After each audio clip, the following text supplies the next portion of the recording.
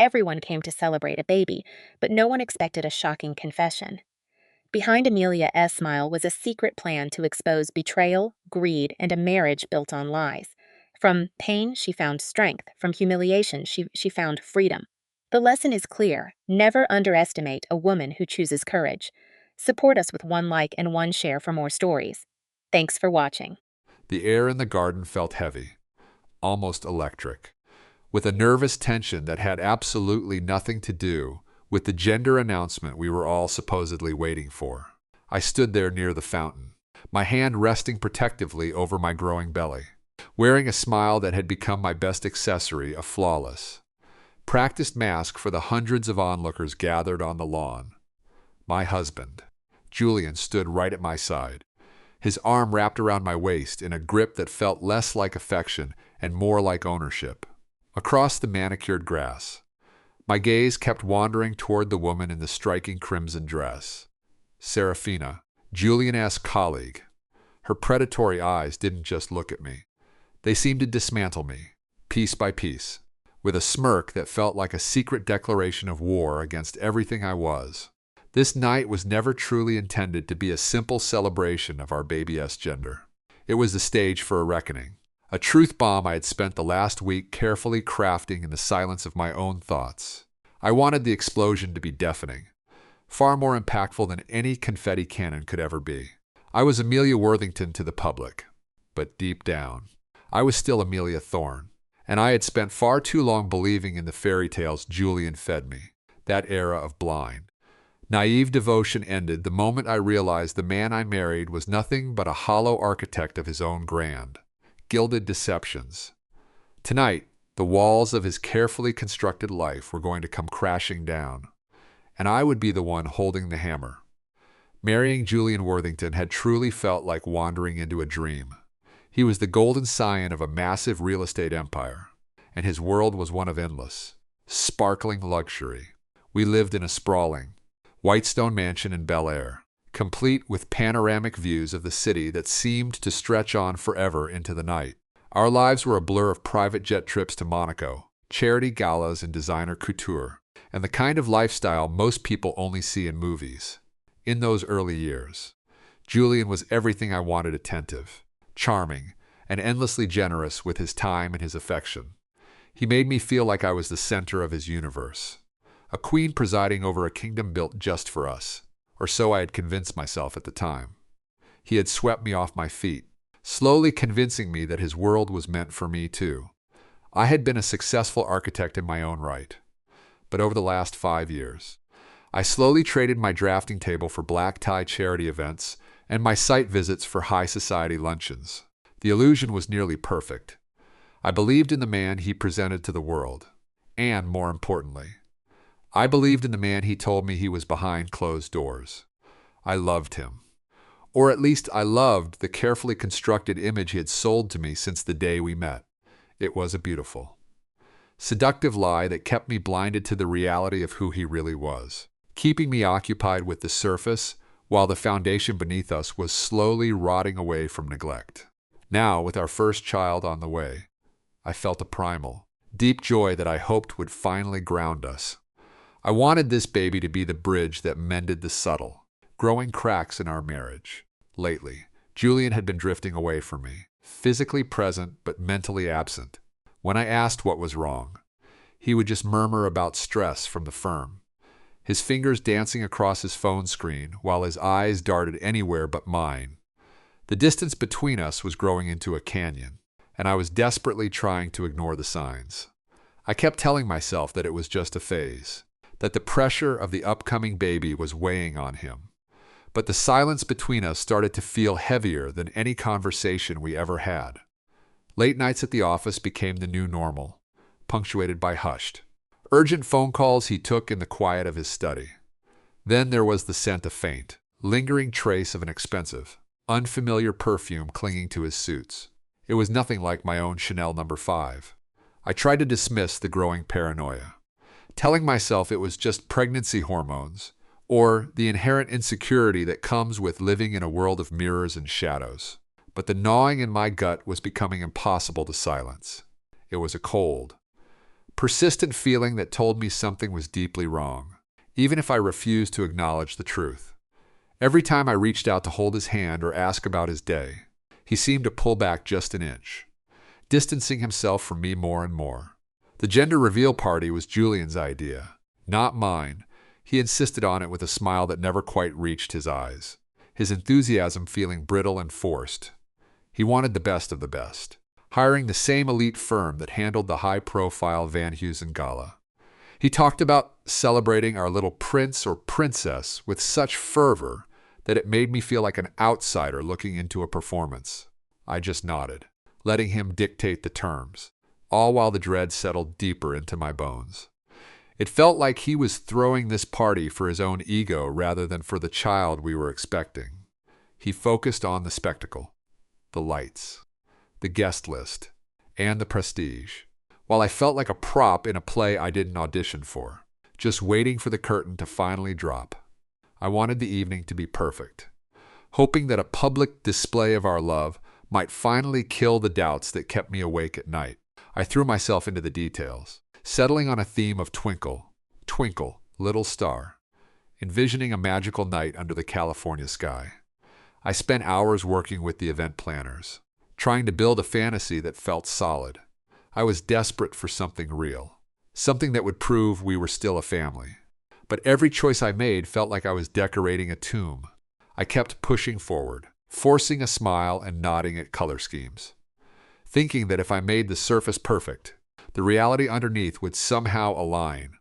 It was a frantic, exhausting attempt to save a marriage that was already slipping through my fingers like sand. Blue and pink ribbons decorated the vast gardens, and a custom stage was built right next to the shimmering infinity pool. Everything was ready for the big reveal. Then, just 1 week before the event, Julian dropped the first blow. He looked at me, calm as could be, and said he needed to invite Serafina Monet to the party. I froze, my hand still resting on my belly, trying to make sense of why he would bring a business colleague to such an intimate moment. It felt like a slap in the face. Why now? Why her? The name hung in the air, cold and unfamiliar. Yet somehow it carried a weight that made my breath hitch in my throat. I stood there, staring at him, waiting for an explanation that I knew would never truly satisfy me. Serafina Monet. I didn't even recognize the name. He waved it off, saying she was a new associate who was critical for the Dubai project, and that it would be rude not to include her since she was in town. He wouldn't even look at me, choosing to fiddle with his expensive Cartier cufflinks instead. A cold, heavy knot formed in my stomach, turning the excitement I had been cultivating into pure, freezing ice. I knew then that this wasn't about networking. It was something far more personal, far more dangerous. His avoidance, the way he couldn't meet my eyes, told me everything I needed to know. He was bringing a ghost into our home, and he expected me to act as if nothing were wrong, as if she were just another guest. The name felt like a curse. Yet his forced casualness was what really set my teeth on edge. I asked him, point blank, why a stranger had to be at our baby's reveal. He snapped at me, telling me not to be difficult and that it was just a simple courtesy. He insisted that she wouldn't be the only business contact there, but his tone told a different story. He was trying to normalize her presence in our private life, and the sheer arrogance of it was breathtaking. It wasn't just about an invitation. It was about the total lack of respect he had for me and our unborn child. He was testing my boundaries, seeing how much he could push before I finally pushed back. But he didn't realize that I had already reached my limit. He told me it was just how his world worked, effectively reminding me that this was his reality, not mine. The line between us, which had been blurring for years, was suddenly incredibly sharp. I stopped arguing, but a profound sense of clarity replaced my confusion. That night, sleep was impossible. The name Serafina Monet wouldn't leave my head, driven by an instinct I couldn't suppress.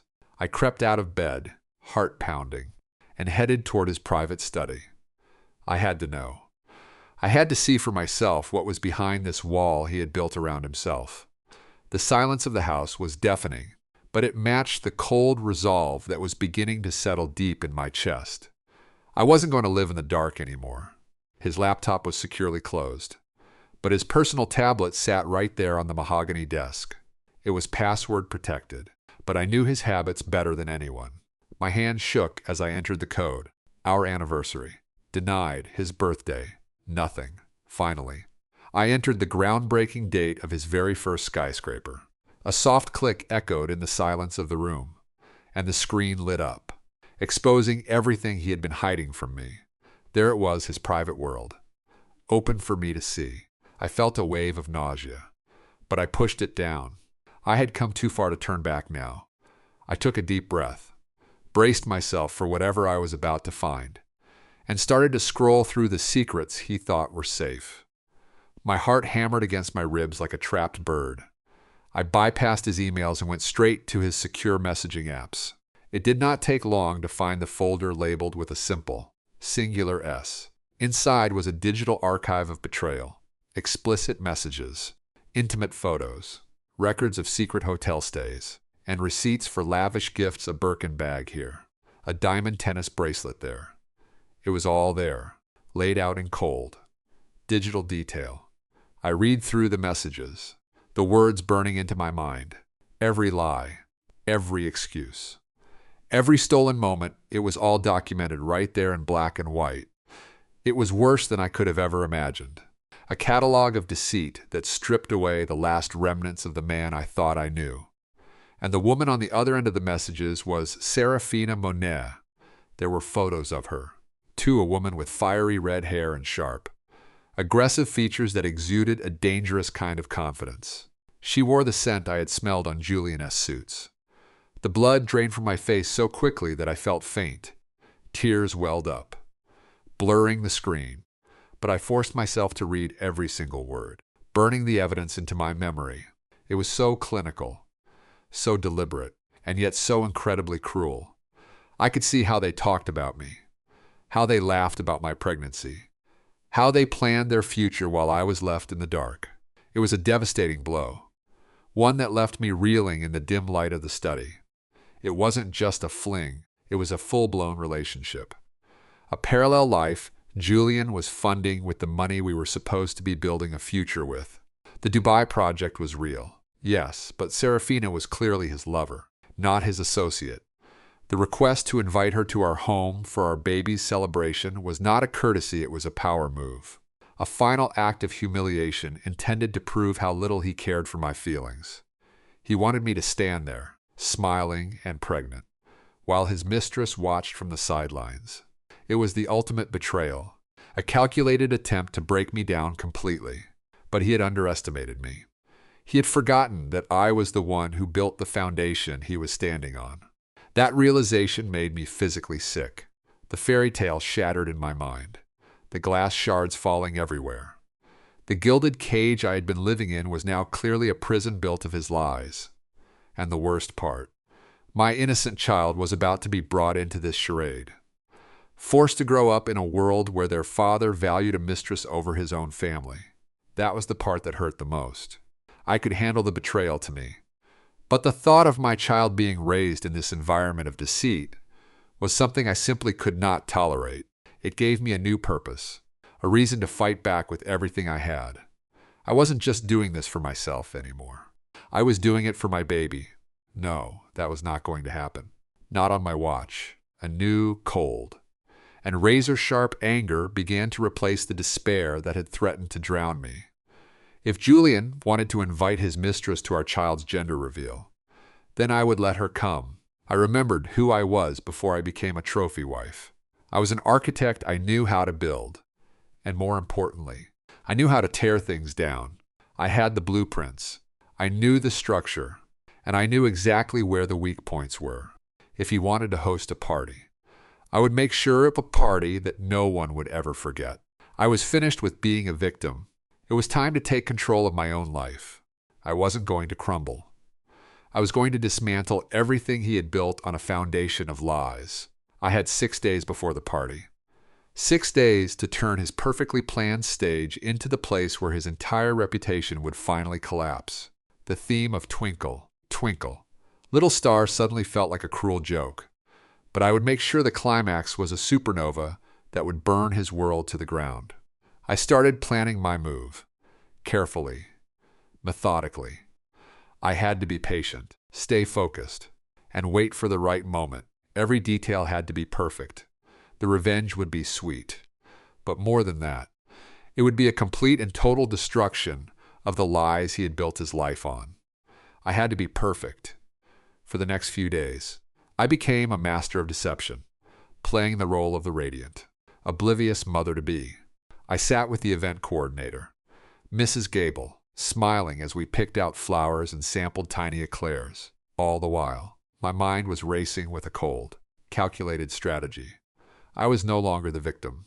I was the architect of my own liberation. I played the part so well that Julian didn't even notice the change in me. He was too busy with his own schemes to realize that I was working on something much, much bigger. I kept my composure, stayed calm, and watched him like a hawk, waiting for the perfect time to strike. Inside, I was a woman reborn, fueled by a mixture of grief and a resolve I didn't know I possessed. I researched Serafina Manette. She was a high-flying executive at a rival firm, known for being cutthroat and ruthless. Her social media was a perfect highlight reel of luxury, power, and a lifestyle that mirrored Julian's. She wanted the life I had, and he was more than happy to hand it over to her. But she didn't know who she was messing with. I had spent years in the world of high-stakes architecture, dealing with impossible clients and cutthroat competitors. She was just another hurdle, another obstacle to overcome. I wasn't going to let her win. I was going to make sure that she and Julian paid for every single lie. There were 0 photos of us together on social media, yet with my newfound clarity, the pattern was impossible to ignore. A stunning view from a balcony in Monte Carlo posted 2 weeks apart. The same distinct, abstract painting in the background of our separate dinner posts. Julian had not been careful at all. He had been arrogant, assuming I was too complacent or perhaps too naive to notice the digital breadcrumbs he was leaving behind. He thought he was playing a brilliant, sophisticated game. But every move he made only served to paint a clearer picture of his ultimate betrayal. I insisted that the formal invitation for Serafina should come directly from me, personally. I told Julian it would look far more gracious and appropriate if the wife extended the formal welcome. He was so relieved to think that I was finally playing along that he never even questioned my true motives. He was completely blind to the cold, calculating glint in my eyes as I wrote the card on my finest Tiffany stationery, sealing his fate with a polite, practiced smile. It was the perfect trap, laid out in plain sight, and he walked right into it without a single second thought. I reached out to my best friend, Chloe, a sharp-witted attorney who had never once trusted Julian's manufactured, rehearsed charm. We met at a secluded, hidden tea house in Pasadena to carefully go over the details. As I laid out the mounting evidence of his duplicity, Chloe's Earl Grey nearly went flying across the table. Her initial shock quickly morphed into a cold, hard anger that mirrored my own. She looked at me, her legal mind already analyzing the damage we could do, and the best way to leverage this information against the man who had lied to us both for years. She could not fathom his sheer audacity. Inviting the mistress to a gender reveal party. It was beyond disrespectful. It was strategic. Absolute suicide. I told her I was done crying over his twisted games. I was in a war now, and for the first time, I had the high ground. Chloe leaned in, asking for the plan, her voice dropping to a low, intense whisper as the wheels started to turn. We were going to make sure that this celebration was not remembered for the baby, but for the exact moment Julian's carefully constructed, pathetic double life finally came crashing down. Divorce, asset freezing, and total public exposure were all on the table. But that was for later. For now, I wanted the party to be the breaking point. He thought I was a fool, and he thought she was clever. I was going to use his own stage to show them exactly what happens when you underestimate a woman who has nothing left to lose. My silence until this point had been a tactical choice, but now the time for silence was over. It was time for the truth to take center stage and burn his world to the ground in front of everyone he cared about. Chloe's eyes lit up with a dangerous sense of excitement. She told me this was going to be better than any courtroom drama she had ever seen. She asked for the specific details of my plan. I explained that the big reveal was supposed to involve those massive, high-end confetti cannons that shower the guests in colored smoke and glitter. He had planned for a beautiful, sentimental announcement, but I had a completely different reveal in mind, a reveal that would ensure he could never hide from the truth again, no matter how hard he tried to spin it. Corbin Catering handles the logistics for our high-profile gender reveal party, and their reputation for professionalism is truly legendary. They are scheduled to receive the sealed medical envelope directly from Dr. Allister tomorrow morning. Allister is my obstetrician and the sole person who currently knows the gender of my baby. This envelope is destined for the event planners, and it must remain perfectly sealed until the precise moment of the grand reveal. This protocol is the industry standard for these types of lavish celebrations, designed specifically to ensure absolute secrecy. You are actually thinking of a color switch, Chloe whispered, her eyes wide with concern and anticipation. I corrected her firmly, noting that it had to be far more informative than a simple shift in shade. I need to gain access to that envelope, or at the very least, take complete control over what gets loaded into those cannons. And I have to pull this off without a single person, especially Julian or his snooping mistress, ever suspecting a thing. The challenge in front of me was massive, but the betrayal I had uncovered made the danger feel entirely secondary. I knew I had to make my move. Corbin Catering is renowned for its extreme discretion and tight security protocols, which made breaching their operations a formidable task. I spent the next 48 hours in constant observation mode. I even attended a final walkthrough with Mrs. Gable, the lead planner, where I feigned intense interest in minor details like napkin folds and lighting cues. All the while, I was methodically mapping out the backstage area, identifying every security camera blind spot, and learning the exact, rigid procedure they used for handling the gender reveal mechanism during the setup phase.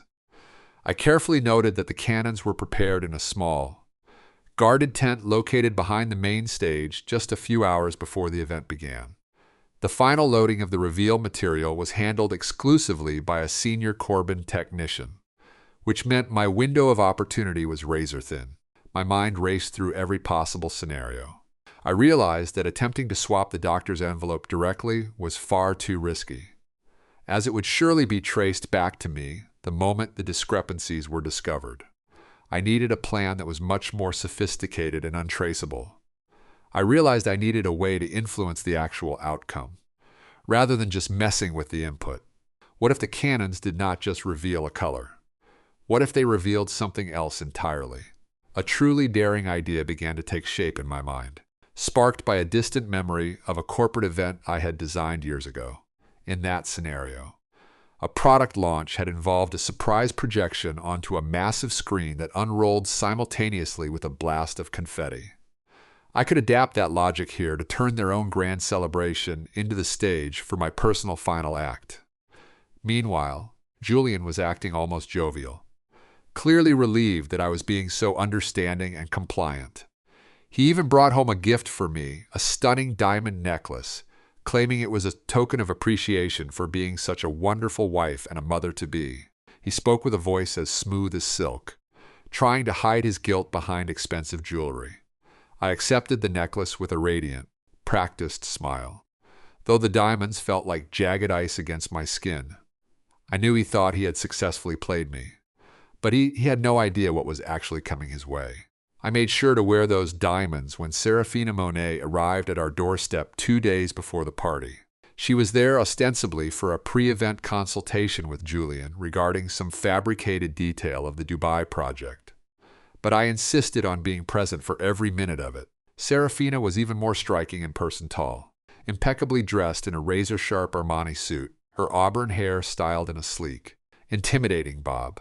She carried herself with the kind of entitlement that made me realize just how much she felt she had already taken from me. Her handshake was firm, and her green eyes assessed me with an unnerving, predatory intensity. There was not a single hint of apology or discomfort in her demeanor, only a cool, almost triumphant confidence. She moved through our home as if she already owned a significant portion of it. "Your home is lovely, Amelia," she commented, her voice a low, melodic purr, as Julian eagerly showed her the patio where the cocktails would be served later. She was marking her territory right in front of me, and I had to work very hard to keep my expression neutral. "Julian has such exquisite taste," she added, with an emphasis on Julian that was not lost on me. I kept my smile unwavering and replied, "He does, though sometimes his acquisitions can be a little fleeting." Seraphina's eyes narrowed just enough for me to notice. Julian, completely oblivious to the subtext, chuckled loudly. "Amelia has a keen sense of humor," he said, trying to diffuse the air. The tension between the two of us was a silent, crackling current that existed far beneath the thin, polished veneer of our polite conversation. I held my ground. Seraphina made a point of touching Julian's arm and laughing a bit too loudly at his jokes, clearly trying to stake her claim in my own territory.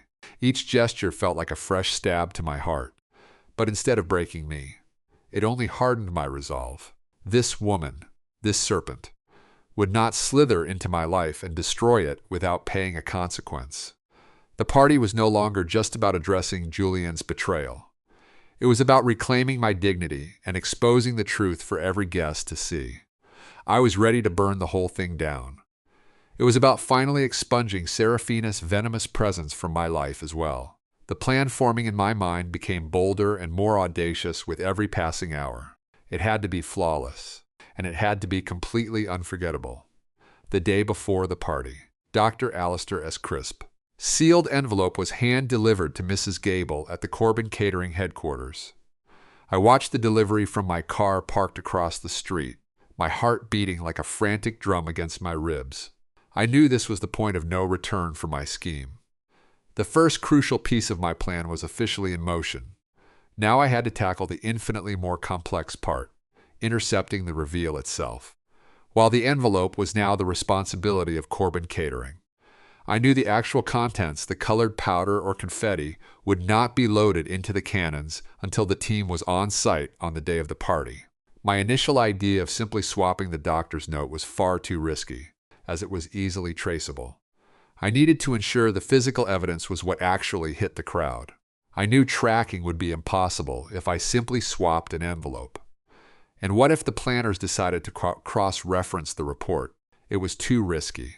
I needed a direct intervention, something that altered the actual output rather than the input.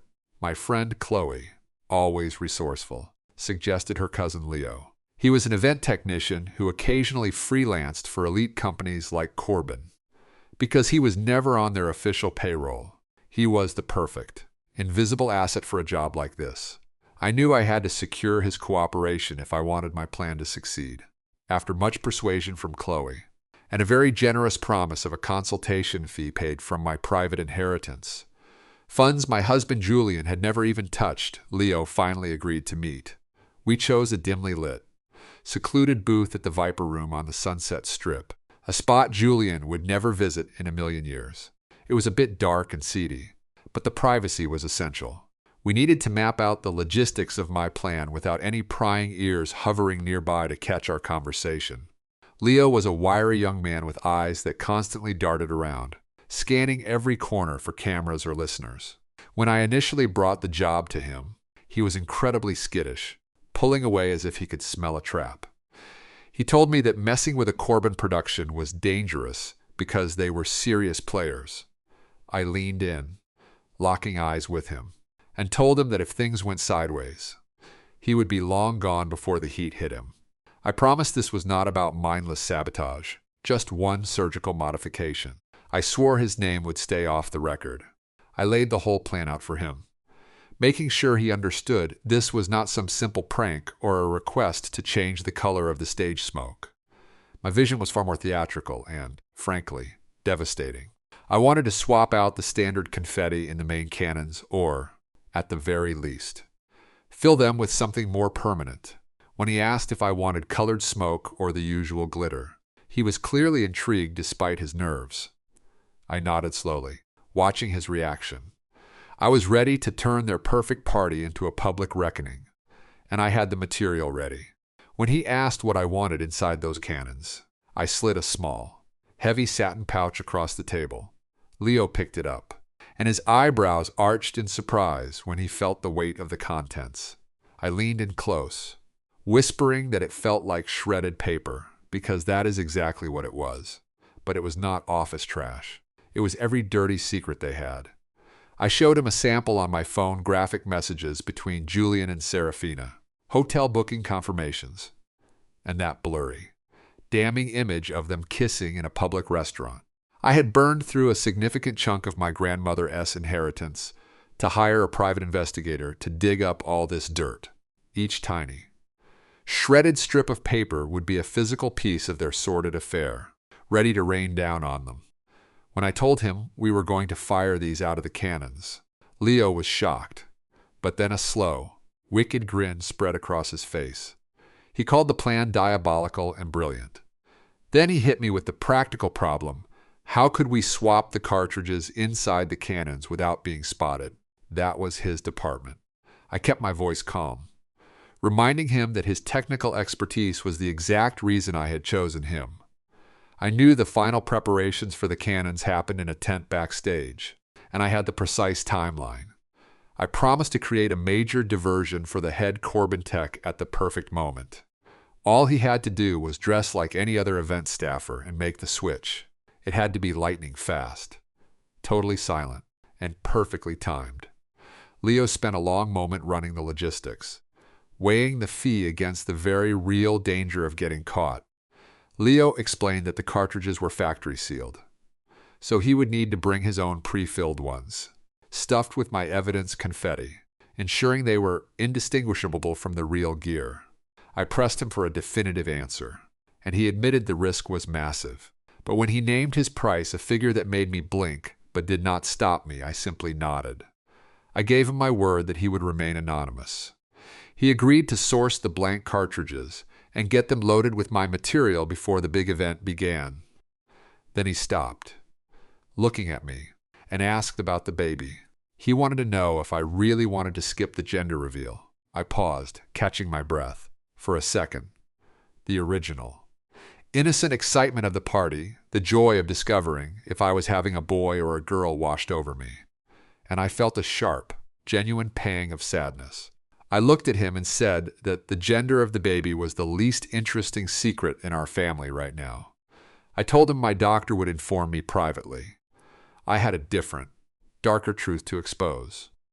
For the party, the only reveal I cared about was the truth regarding Julian and his mistress. But then, a new, even more aggressive layer to my plan clicked into place. I realized why I should stop at just the paper confetti. I looked at Leo with a sharp, cold light in my eyes and told him I had a new idea for the color. I wanted something that would still technically be a reveal, but absolutely not the one they were planning. I needed the visual impact to be total, where every single guest understood exactly what they were looking at. I told him I needed his help with the entire lighting and projection system. 2. I laid out my expanded vision. The cannons would fire the evidence, but the paper would be a specific, symbolic color. And at the exact same time, the massive screen behind the stage, which was meant to show sweet baby pictures, would display something far more undeniable. Leo listened to the full plan, his initial apprehension shifting into a look of fascinated horror. He understood exactly how much damage this would cause. Leo looked at me like he was seeing a stranger. He told me I really did not mess around, and he was absolutely right. He admitted that the projection mapping and timed release were complex, but if the diversion was good enough, he could make it happen. The diversion was Chloe's job, as a high-powered lawyer. She was an expert at staging urgent, chaotic scenarios that demanded total attention. She was tasked with staging a fake emergency legal call for the head planner, Mrs. Gable, right at the critical moment. Chloe would need to pull Mrs. Gable away from the tent, giving Leo the clear window he needed to make the swap. The day of the party finally arrived, bright and annoyingly calm. I moved through the house like a ghost, my mind acting as a steel trap, obsessively checking my timings and backup plans. Julian was completely oblivious. fussing over his speech and patting my stomach with a possessive pride that made my skin crawl. He had no idea the trap was set and waiting for him. Serafina was going to be there, and I had personally ensured her name was at the very top of the guest list. I wanted her front and center when the world fell apart, late in the afternoon. The Corbin team was everywhere, turning the estate into a wonderland of pastel colors and lights. Leo was there too, dressed in the standard black tech uniform, blending in perfectly. He looked like just another worker, and I felt confident that he would play his part without a single slip or hesitation. He slipped past Amelia with a sharp, subtle nod, his hands rock steady as he gripped his heavy toolbox. It was not full of wrenches or cables, but hundreds of custom confetti cartridges packed tight with shredded secrets printed on blood-red paper. That specific color of shame, the same aggressive scarlet that Serafina wore like armor, was the centerpiece of the setup. He knew exactly what he was doing, and every sheet in those canisters was designed to rewrite the history of this fake, gilded evening. Amelia felt her heart hammering against her ribs like a trapped bird, but she kept her composure. Across the lawn, Chloe was on high alert, her phone charged and her cover story ready to go. The first elite guests would be arriving in 2 hours, and the trap was perfectly set. As the architect of this downfall, she stood back, watching her plans click into place. She rested a hand on her stomach, thinking of her child. This public demolition was not just about revenge, but about reclaiming a future. She needed to make sure her child was born into a world of truth, not hidden away in a cage built from Julian's lies. The financial cost would be massive, and the social scandal would be truly legendary. But she decided her freedom was worth more than his reputation. As the sun began to dip, painting the Los Angeles sky in shades of bruised lavender and soft rose, the Worthington estate came alive. Thousands of fairy lights began to twinkle, making the property look like a magical dreamland. Dozens of lanterns cast a warm, flickering glow over the perfectly manicured grass, while soft, elegant music from a string quartet drifted through the air. The guests a curated mix of old money, tech giants, and socialites arrived in a steady stream of black Bentleys and sleek cars. Their diamonds caught the light, and their designer outfits sparkled brilliantly. It was the absolute definition of extreme wealth, designed to distract everyone from the rot that was hiding just beneath the surface. The evening was a masterclass in opulence, an event so lavishly staged by the experts at Corbin Catering that the elite guests could do little but whisper in awe. Amelia held her position right beside Julian near the main entrance, a striking figure in a flowing, ivory gown that gracefully draped over her growing belly. She wore a serene, practiced smile, yet it never quite reached her eyes. Beneath that polished exterior, her gaze held a sharp, predatory gleam that only Chloe, arriving at that precise moment with a firm, supportive squeeze on her arm, would have correctly identified for what it truly was. Julian stood there looking resplendent in a custom-tailored suit, clearly feeling like the king of his own castle as he moved through the crowd. He greeted high-profile guests with booming, practiced laughter and friendly, confident backslapping, playing his part to perfection. He remained completely oblivious to the massive, building storm that was moments away from shattering his carefully constructed world. Then the specific moment Amelia had been anticipating arrived. Serafina Monet stepped into the light, a shocking, deliberate slash of deep crimson in a sea of soft pastels, drawing every single eye in the garden toward her. Her dress was a true masterpiece of couture, a deep, blood-red shade that served as a silent, defiant proclamation to every guest in the room. She wore massive, brilliant diamonds that caught the light, dripping from her ears and throat like jagged icicles, while her auburn hair was pulled back into an elaborate, severe chignon. She moved through the crowd with an oily, sinuous grace, her gaze scanning the room with cold, calculating precision until her eyes finally locked onto Julian. A second later, she flicked a dismissive look toward Amelia, a tiny condescending gesture that confirmed everything. "Julian, my darling," Serafina purred, leaning in to deliver a practiced air kiss that hovered just inches from his lips. her manicured hand lingering on his forearm for a second too long. "What a magnificent party you have thrown tonight. And Amelia," she added, turning to face her with a smile that was sharp, thin, and entirely devoid of warmth. "You look positively blooming this evening." Amelia held her ground, meeting that cold stare with a calm, steel-like resolve. "Serafina," she replied, her voice smooth as warm honey but laced with an Arctic frost. "I am truly delighted that you could finally make it. Crimson is certainly your color," Amelia added, watching Serafina's face closely for any sign of a crack in her polished armor. A flicker of genuine surprise, followed by a flash of deep annoyance, crossed Serafina's features before she regained her icy, rehearsed composure. "Thank you. I always believe in making a bold impression when I walk into a room," she retorted. "Oh, you certainly will," Amelia murmured to herself as Julian, beaming with pride and completely blind to the tension, steered Serafina toward the champagne fountain to introduce her to a group of influential investors who were eagerly hoping to get in on his latest business venture. Amelia watched them from a distance, a cold, hard fury solidifying deep in her chest as she realized the true, gutting depth of their disrespect. Serafina was not merely attending as a guest. She was acting as the true lady of the manor, Julian's partner in every sense. And the sheer audacity of the woman was honestly breathtaking. Chloe materialized beside Amelia, handing her a small, chilled glass of sparkling cranberry juice. "Showtime is approaching. Partner," she whispered, keeping her voice low, steady, and perfectly controlled so no one nearby would overhear their conversation. "Leo is in position and the crimson confetti is fully loaded," Chloe continued, checking the time on her watch. "He just confirmed that all the primary cannons are filled with your chosen party favors. He is also patched directly into the main projection system, and everything is synchronized. Are you ready for this?" Amelia took a slow, deliberate sip of her drink, feeling the tart sweetness against her tongue.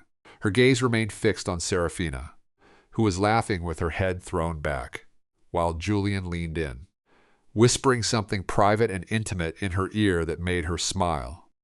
"More than ready. Chloe, it is time to redecorate this entire life," Amelia said quietly, her voice barely a breath. The party progressed around them, becoming a symphony of forced pleasantries and underlying, heavy tensions that felt thick enough to cut with a knife. Amelia continued to circulate as the perfect, gracious hostess, accepting endless congratulations from people who had no idea what was about to happen. All the while, her internal clock was ticking down the seconds until the finale, as she watched Julian introduce Serafina to their colleagues, acting as if nothing was wrong. "My brilliant associate, Serafina Monet," he would say to each new person he encountered. Amelia could almost hear the unspoken words, the silent, smug acknowledgement of a deeper connection that he foolishly thought was still his well-kept secret. About an hour before the scheduled reveal, Chloe moved to execute the next phase of the plan. She approached Mrs. Gable, the head of the catering team, with a look of perfectly controlled, urgent panic on her face. "Mrs. Gable," she said, pulling her aside, her tone frantic yet professional, "I am so terribly sorry to interrupt you at such a busy time, but I have just had an incredibly urgent call from our legal team regarding the pyrotechnics vendor. There seems to be a serious, last-minute insurance discrepancy that needs your immediate sign-off, or they are threatening to pull their services entirely for your next big event, and we cannot afford that kind of public relations disaster tonight." Mrs. Gable, a woman who prided herself on flawless execution and professional perfection, looked completely aghast at the news. "What?" she gasped, her hands trembling slightly. "Now, are you absolutely certain about this?" "Chloe, they were quite insistent, and they mentioned something about a critical deadline expiring in the next 30 minutes, Chloe said, keeping her voice firm, authoritative, and very convincing. "They need your direct verbal authorization codes right now. I have them waiting on the line in the West Wing study, and it is vital we handle this immediately." Mrs. Gable, clearly flustered and visibly annoyed by the sudden interruption, excused herself and hurried off with Chloe, leaving the backstage preparation area momentarily less supervised and vulnerable. This was Leo's golden window. Amelia, who had been discussing canapé choices with a nearby group, saw him slip into the small, guarded tent behind the main stage. Her heart hammered against her chest, a frantic rhythm that felt audible in the quiet space of her own mind. This was it. The point of no return had arrived. He had less than 5 minutes to finish the technical work required for the finale. Amelia quickly engaged the remaining junior technician in an animated and complicated conversation about the best lighting angles for the evening photos, laughing at his responses. Her voice was deliberately light and engaging, drawing his full attention away from the tent. Every passing second stretched into an eternity. Then Leo emerged, looking calm and collected, giving her the tiniest, almost imperceptible nod before disappearing back into the growing throng of event staff. Relief washed over Amelia, quickly followed by a fresh, sharp surge of adrenaline that made her fingers tingle. The die, or rather the crimson confetti, was officially cast, as the appointed time for the big reveal drew near.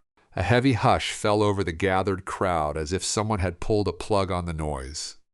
Guests slowly moved until they were standing before the large, elegantly draped stage. Julian, beaming with genuine pride and confidence, walked up and took the microphone. "Welcome, everyone," he began, his voice booming out into the night. His voice was perfectly amplified through the state-of-the-art sound system, echoing through the sprawling garden. "Amelia and I are so incredibly thrilled to share this special moment with all of you, our dearest friends, family, and esteemed colleagues," he stated. His eyes scanned the front rows until he found Serafina, and he offered her a subtle, almost possessive smile, which she returned with a knowing, sharp look that she thought nobody else could see. Amelia, standing right beside him, felt an intense chill despite the warm California evening air. "Tonight," Julian continued, "we find out whether we will be buying tiny blue booties or pretty pink bows, or perhaps even both. Who knows?" He chuckled deeply, and the crowd laughed politely in response to his rehearsed charm. "But first, my wonderful, beautiful wife, Amelia, has a few heartfelt words she would like to share with all of you before we get to the main event." He handed her the microphone, his hand briefly covering hers in a gesture that felt like a burning brand against her skin, a mockery of the connection they once had. Amelia stepped forward, her gaze sweeping over the expectant faces in the audience, lingering for just a moment on Serafina's smug, satisfied expression, then shifting to Julian's proud, completely oblivious smile. The entire garden seemed to hold its collective breath. The air felt heavy, not just with anticipation for the baby's gender, but with the weight of the unspoken, the unseen, and the betrayal that had festered for far too long. The crimson tide was about to roll in and wash away the lies, leaving nothing but the cold, hard truth behind. Amelia gripped the microphone so hard her knuckles turned white, yet her voice remained steady, chillingly authoritative. It cut through the air, silencing the scattered whispers instantly. "Thank you." "Julian," she began, her gaze locking with his for a long, heavy moment. Behind her perfectly composed facade, a storm was brewing, and everyone in that garden could feel the change in the atmosphere. "And thank you all for being here to witness this moment with us. It is a moment about new beginnings, and finally, about unveiling the future," she said, letting her words hang in the air like a threat. Julian beamed, completely misinterpreting her solemn tone as emotional gravity, thinking it was just the right touch for the event. Serafina watched with a bored, condescending smile, acting as if this were a quaint ritual she was merely indulging, unaware that she was the primary target. "Before we discover the gender of our much-anticipated baby," Amelia continued, her gaze sweeping across the crowd and resting pointedly on Serafina, "I want to talk about truth. I want to talk about honesty, about the foundations upon which a family, a marriage, and any significant venture must be built." Puzzled frowns began to ripple through the audience as the guests realized this was not the light-hearted, celebratory speech they had come to hear this evening. This was clearly not the typical Effusive talk expected at a gender reveal party. Julian shifted uncomfortably beside her, a flicker of genuine unease surfacing in his eyes as he finally realized where this was going. For months, Amelia said, her voice gaining a sharp clarity, I have looked forward to this day, to the joy of the revelation. But I have also come to learn that some revelations are significantly more illuminating than others, and far more painful to face. Some truths tend to hide in plain sight, cloaked in expensive suits and whispered, empty promises. Her eyes flicked to Julian, then back to Serafina. The mistress's smug smile vanished, replaced by a guarded, wary expression. She finally sensed the dark undercurrent, realizing this was no longer a celebration. Julian has always been a man of grand, flashy gestures, Amelia said. A humorless, cold smile touching her lips as she looked at him with newfound, icy detachment. And tonight, he wanted a grand reveal for our child, and a grand reveal is exactly what he shall have. She turned her body slightly toward the backstage area, where the Corbin technicians, including a now very alert Mrs. Gable and Chloe, who had successfully detained her for exactly 7 minutes, stood ready by the main cannon controls. Every move had been calculated, every piece of the puzzle placed with surgical precision to ensure there was no turning back from the coming storm. Leo, tucked away in the shadows near the audiovisual booth, gave a subtle, almost imperceptible nod. The signal was clear. Everything was ready. Amelia stood at the front, her posture regal and her voice carrying a razor-sharp edge that cut through the murmur of the crowd. She turned toward her husband with a smile that did not reach her eyes. I believe it is customary for the parents to do the honors, she announced. Julian, darling, why do you not join me for this? Of course. My love, let us see what our little star will be, Julian replied, his voice smooth and practiced. He reached for the ceremonial button that would trigger the main cannons, his grin radiating a public-facing warmth that felt hollow.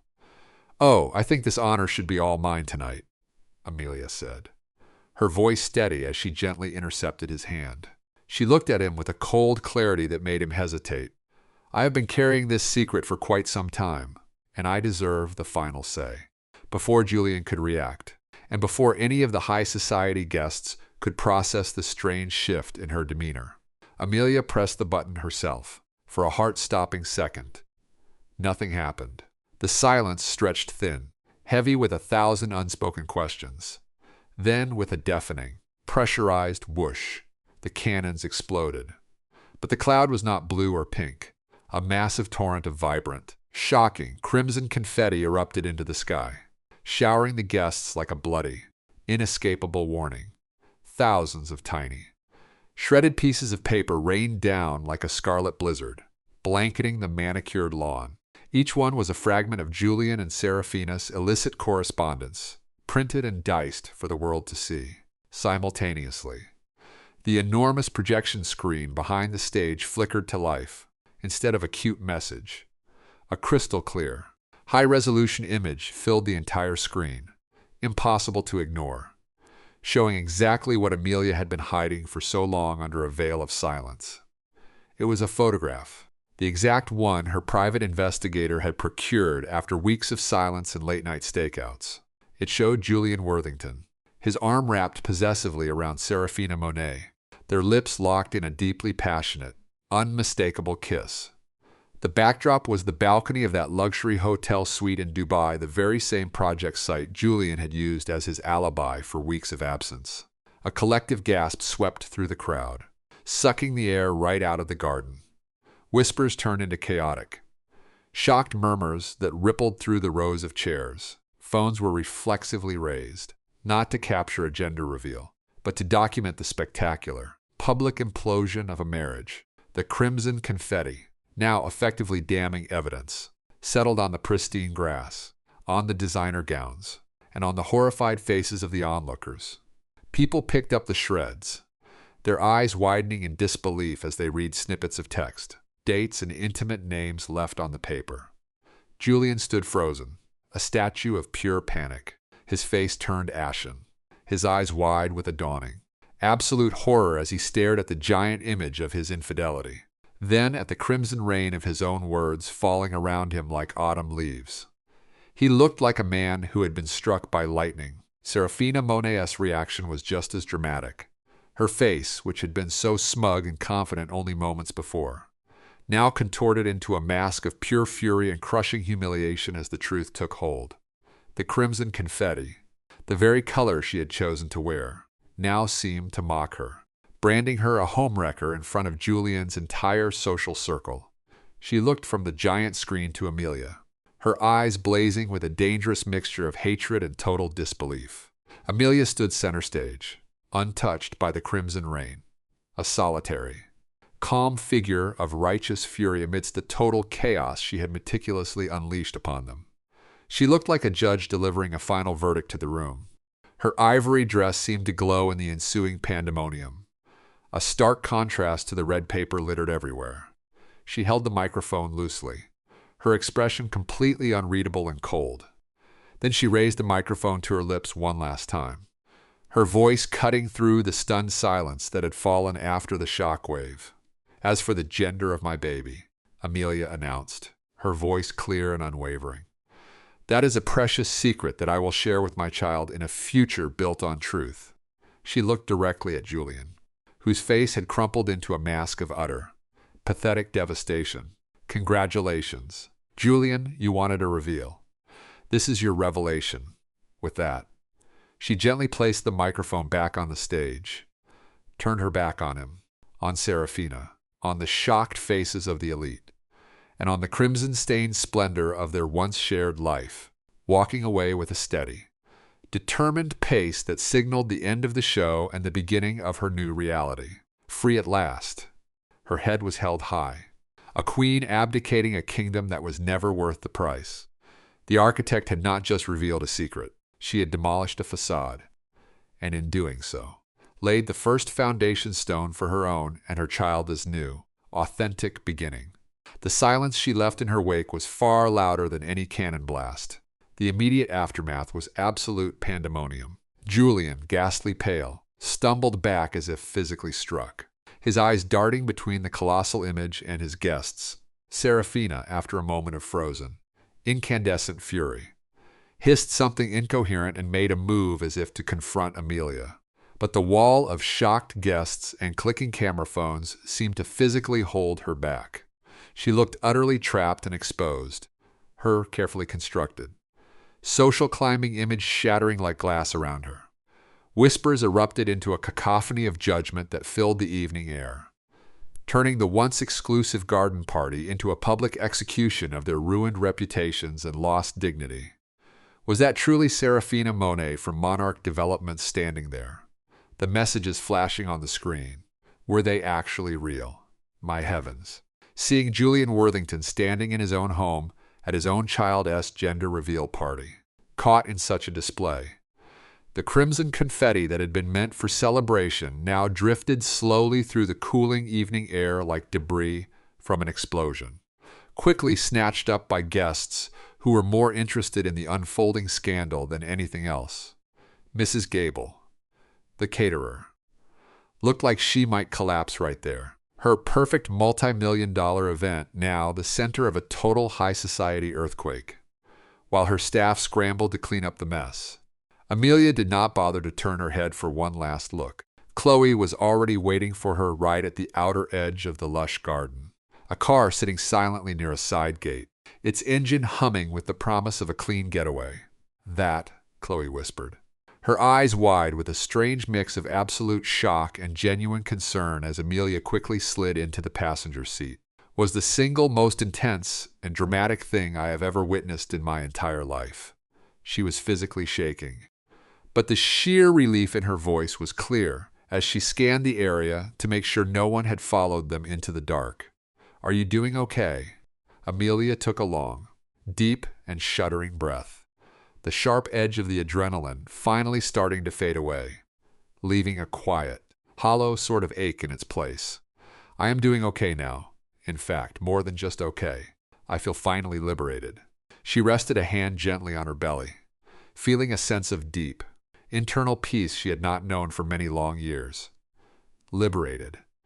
As they drove away from the heavy gates of the Worthington estate, leaving behind the glow of phone cameras and the growing noise of gossip, Amelia finally allowed a few tears to fall, wiping them away with a steady hand. These were not tears of sorrow for the loss of Julian, but tears of deep, profound release for the end of a long, exhausting lie and for the uncertain, difficult, but undeniably independent future that now stretched out before her.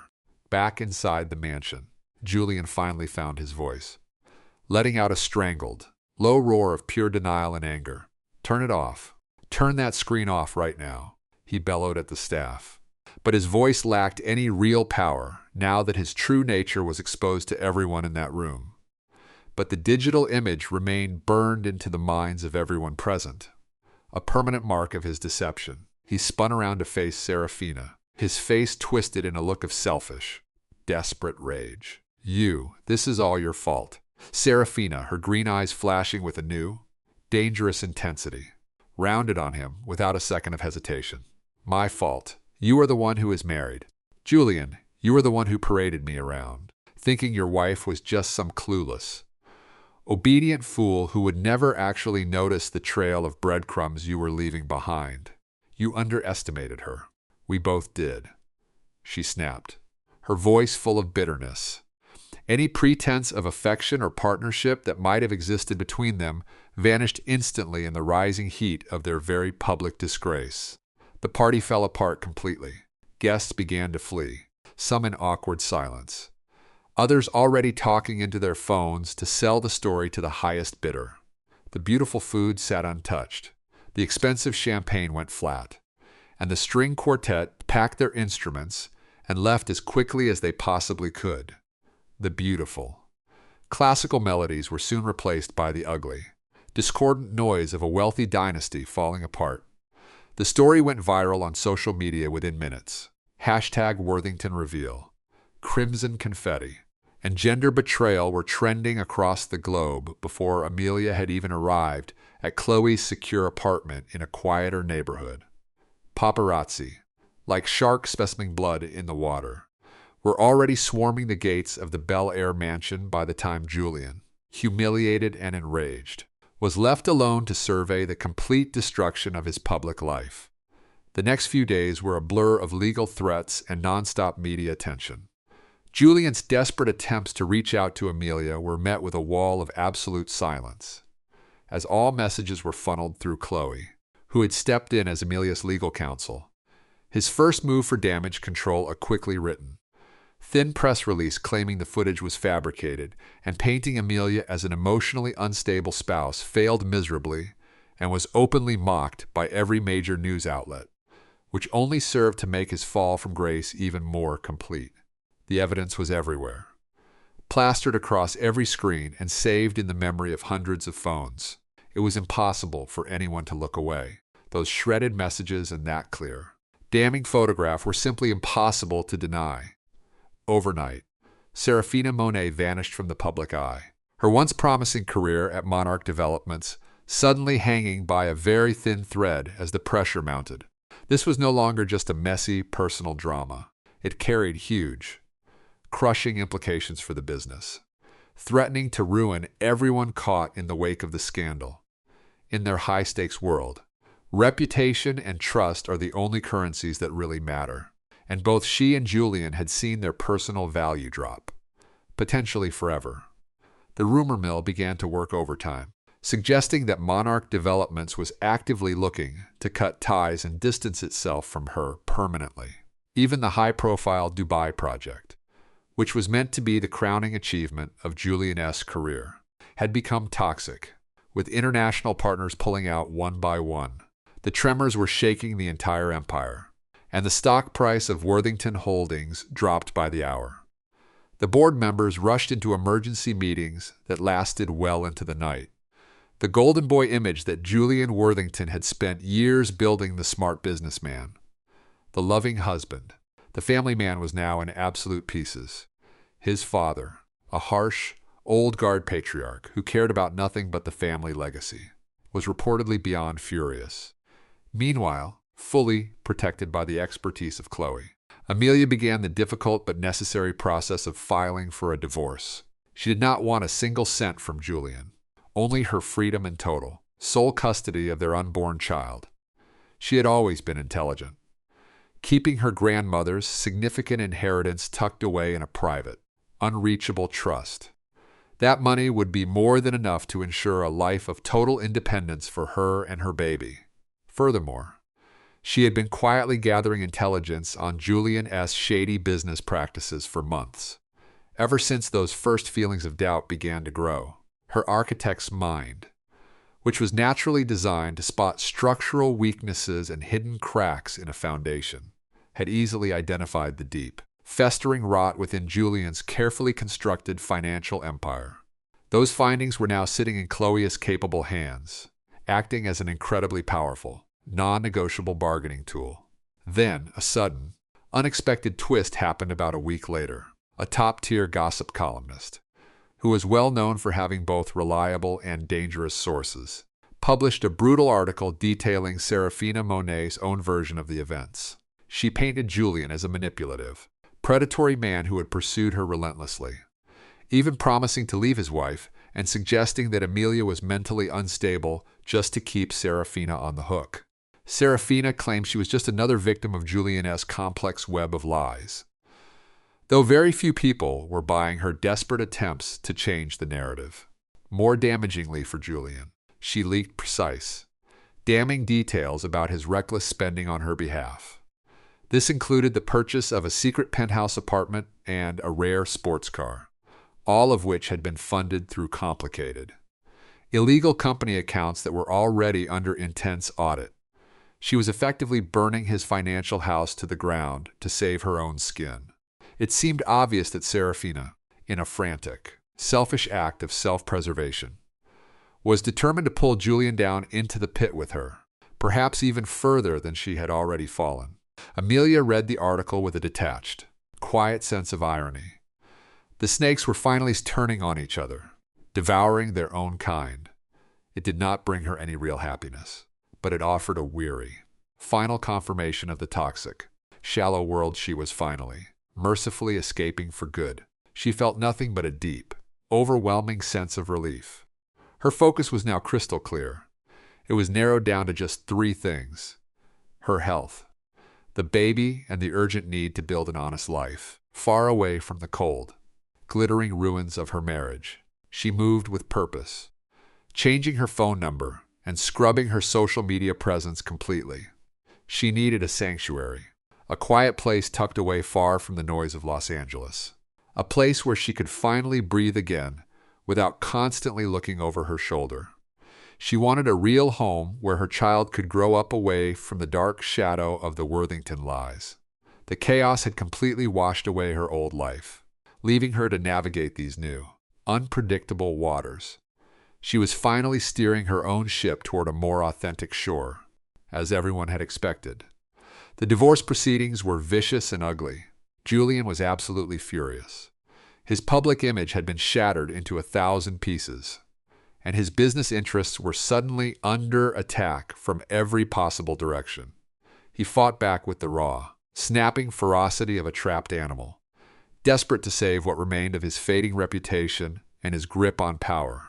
He put together a team of cutthroat lawyers, men who made a living by destroying people in the courtroom. Initially, they tried to paint Amelia as a vindictive, mentally unstable woman, pointing to the dramatic explosion at the gender reveal party as supposed proof of her erratic behavior. But they had severely underestimated her. Amelia, with Chloe standing firmly by her side, was fully prepared for their tactics. They presented a meticulously compiled dossier. It held ironclad proof of Julian's infidelity, records from the fateful party, and all the information Amelia had gathered on his financial crimes. This struggle had transcended the simple pain of a broken marriage or a shattered home. It was now a cold, calculated war fought over potential fraud, assets hidden in the shadows, and company funds that Julian had clearly misused for his own gain. Amelia held the keys to his undoing. The mere threat of her evidence hitting the public eye, or falling into the hands of relentless federal investigators, acted like a guillotine blade hanging over his head. Julian saw his bravado crumble, his arrogance replaced by a terrifying, hollow fear. He realized that the woman he once underestimated was, in reality, the most dangerous person he had ever crossed. Then the patriarch finally stepped into the light. Alistair Worthington Sr. was a man who worshipped his own name and his family wealth with a religious fervor.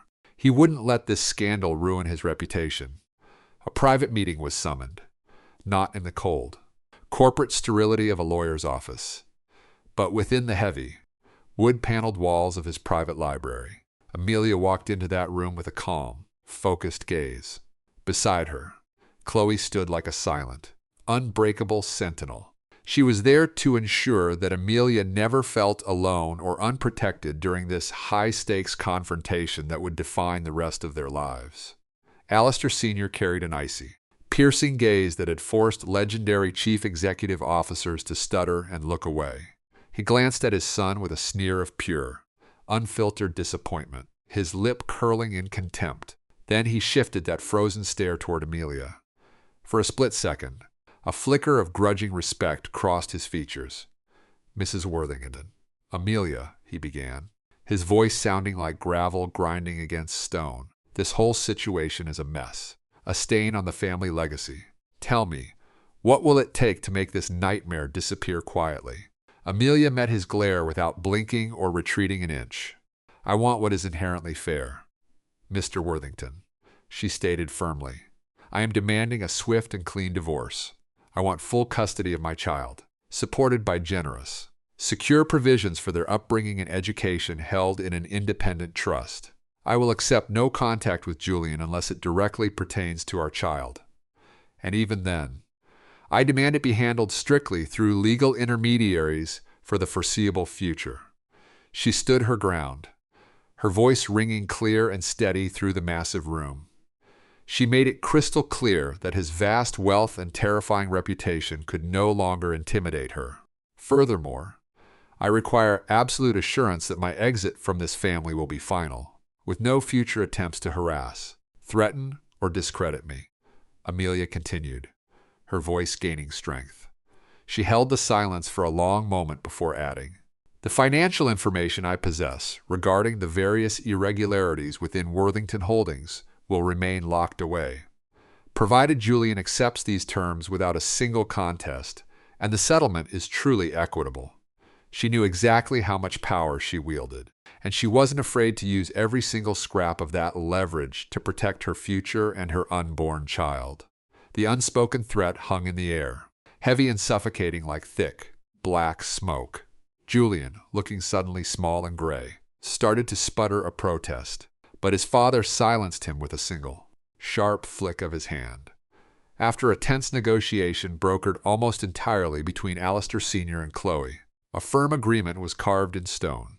Amelia would receive everything she had demanded. The massive Worthington empire, it seemed, was more than willing to pay a premium to avoid the risk of public humiliation and a potentially ruinous criminal investigation that could burn their family name to the ground. The divorce was finalized with startling speed and absolute, quiet discretion. The media, having been deprived of the long, messy court battle they had been salivating over for months, eventually lost interest and wandered off to hunt for fresher scandals. Serafina Monet, after weeks of deafening silence, finally resigned from her position at Monarch Developments and promptly vanished from the country. Her reputation left in absolute, irreparable tatters. Nobody truly knew where she went, but it was abundantly clear that her days of pulling the strings in Los Angeles were officially over and done with. Some people whispered that she had received a quiet, hush-money settlement from Julian to ensure she kept her mouth shut about their tawdry affair and his illicit business deals. True to her word, Amelia left Los Angeles in her rearview mirror. She moved into a charming, historic home nestled in a quiet coastal town in Northern California, a place defined by its rugged, natural beauty and a warm, artistic community. It was the perfect sanctuary to hide away, to finally recover, and to build the kind of peaceful, authentic life that she had always dreamed of but never truly believed could be hers. She reconnected with her deep passion for architecture, taking on small, meaningful projects that allowed her to work from the quiet comfort of her new home. She legally changed her name back to Amelia Thorne, shedding the Worthington identity like an ill-fitting, heavy winter coat that she was finally thrilled to discard for good. A few months later, in the gentle solitude of her new life, Amelia gave birth to a healthy baby girl, whom she named Hope. She was finally safe, and she vowed that her daughter would grow up in a world defined by honest love instead of hollow lies. Holding her newborn daughter for the very first time, Amelia felt a profound, overwhelming sense of completion wash over her. It marked the definitive, glorious end of a long, agonizing journey through the darkest shadows and finally into a new, luminous dawn. Hope became her anchor, her future, and the untainted legacy that she vowed to build entirely on her own terms. Chloe provided the occasional update regarding Julian, revealing that his father had effectively sidelined him within the family company, relegating him to a minor, non-public role where he could do significantly less damage to their reputation. His social life had withered away to almost nothing, and his former friends had all vanished into thin air the moment the scandal broke wide open. He was now a diminished, lonely figure, serving as a walking reminder of the heavy consequences that inevitably follow arrogance and deceit. He paid his court-ordered child support into the trust punctually every single month without fail, yet he made absolutely no attempt to see Hope. Perhaps it was a lingering sense of shame, or maybe just pure, cold indifference. Either way, Amelia did not mind the silence. It kept her world peaceful. Amelia was perfectly content with this distance between them. One crisp autumn afternoon, roughly a year after that infamous party, Amelia was walking with baby Hope in a stroller along the rugged cliffs overlooking the Pacific Ocean. The air was clean, salty, and sharp, while the sky stretched out as a vast, endless blue canopy above them. She received a small, unexpected package in her mailbox. There was no return address listed, but the box contained a single, perfect pink rose and a simple, unsigned card with a handwritten note that read, "For Hope, may her life always be true." Amelia frowned, feeling deeply puzzled by the sudden, quiet mystery. Then she remembered the original theme of that disastrous gender reveal, the classic Twinkle Twinkle Little Star song with its mix of soft pinks and bold blues. She immediately thought of Leo, the event technician who had been working that day. Had he, in his own quiet, meaningful way, finally revealed the actual gender in this anonymous, thoughtful gesture? Or was it perhaps from someone else, an unlikely sympathizer from her old life? She soon realized she would never know for sure, and strangely, that was okay. She smiled a genuine, unburdened smile that reached her eyes. It really did not matter anymore, whether it was pink or blue.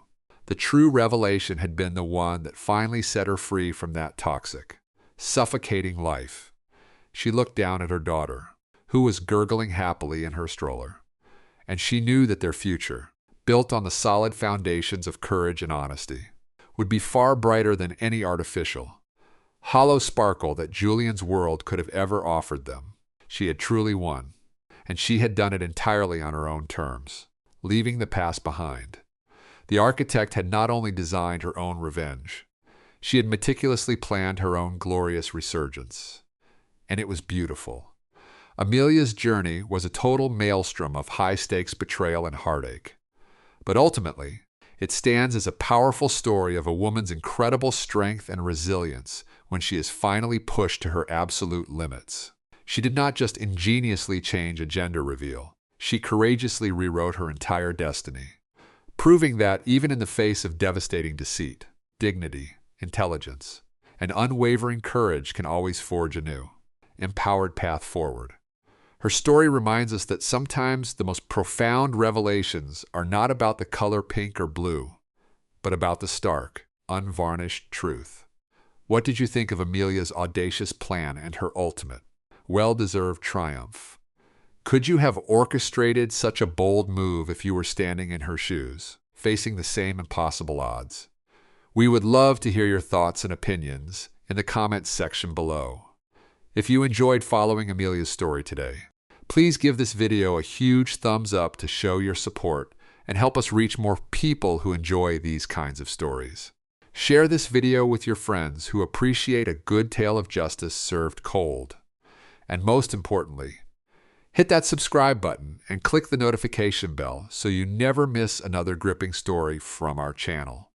We are constantly digging up the best stories about resilience, revenge, and justice, and you will not want to miss what we have coming up next. Stay tuned for more, and thank you for watching. Your support means the world to us and allows us to keep bringing you these compelling human narratives every single week of the year.